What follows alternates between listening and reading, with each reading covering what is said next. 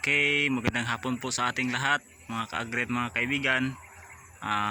Unang-una po ay nasalamatan po natin ang ating pong mga walang sawang supporters na mga subscribers po natin, no? Sa mga viewers po natin, maraming salamat sa inyo sa inyong pagsuporta sa aming YouTube channel, ang June Agri Kalaman TV. Ngayon po ay magsishare na naman kami ng amin pong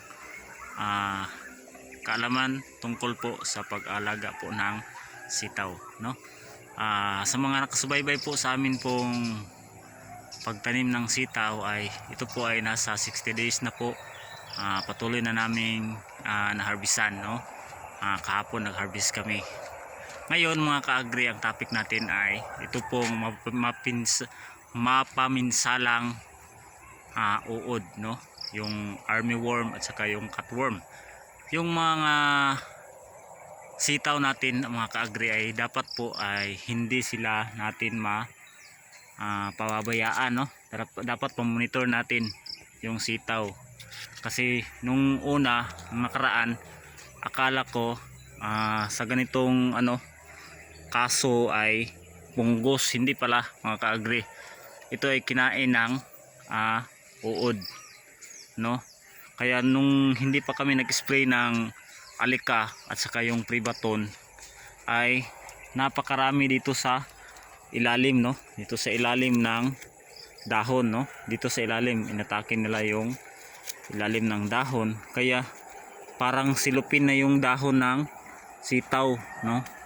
Hindi yan punggos mga ka-agri, no? Yan po ay inatake ng uod, kinain yung green niya, kinain ng uod, no?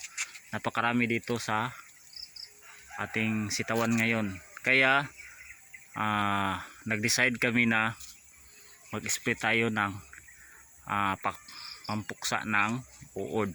Kaya na natin mga ka-agri, na minimize natin yung uod, yung mga armyworms, no? May mga minsan yung mga bago kasi may mga itlog pang hindi pa po na pisa, no? Kaya patuloy nating minomonitor at hindi po tayo mag-spray ng spray, kundi case to case basis tayo, no? Case to case basis tayo para maiwasan din natin yung yung immunity, no?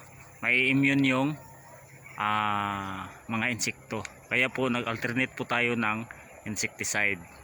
At saka itong sitaw dapat hindi talaga masyadong applyan natin ng insecticide, no? Kung wala kayong makita na mga insekto ay pwedeng hindi tayo mag-apply. Pero kung medyo alanganin na, parang sisirain na talaga yung ating tanim, ay kailangan na talaga nating gumamit tayo, no mga ka-agri. Ang sa akin, yung insecticide na ginamit namin dito ay yung una, yung medyo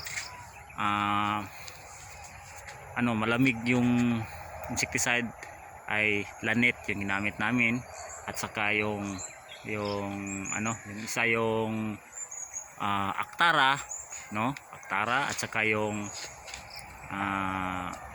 Alika at Privaton.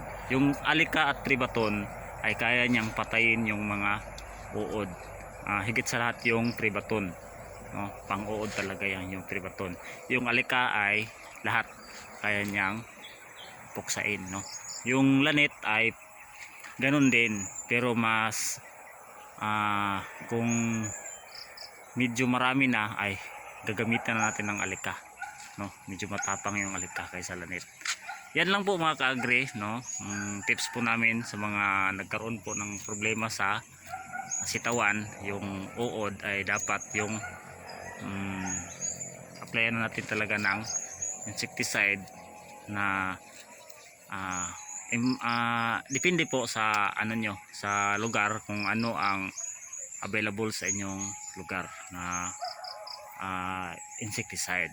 Pero kung mayroon man kayo diyan sa sinabi namin na alika yung Triboton, yung ano, yung Lanit, saka Aktara, pwedeng gamitin natin.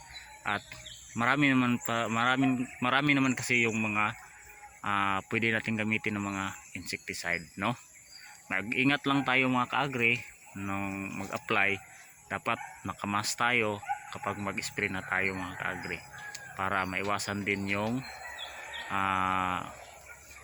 ano, baka maano tayo, mapiktuhan tayo mga ka-agri, no, ang ating health. Kaya yan lang po. God bless po sa ating lahat at magandang hapon ulit sa inyo.